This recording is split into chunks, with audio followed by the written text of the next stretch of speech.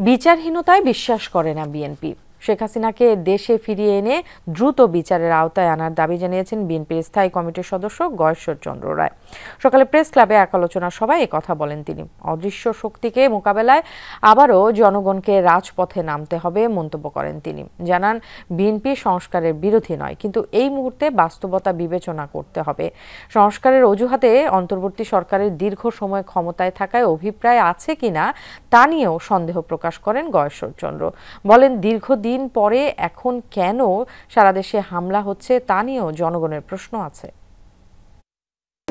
যারা এই তথাকথিত বিভিন্ন অবাস্তব দাবিতে নেওয়া করতেছে, তারা আমার মনে হয় নির্বাচনের ট্রেনটা ফেল করার ধান্দায় আছে। যথাসময়ে ট্রেন ছাড়বে, যথাসময়ে আমরা সেই নির্বাচনে ট্রেনে প্যাসেঞ্জার হয়ে আমরা একটি সুষ্ঠু অবাধ নির্বাচন দেখতে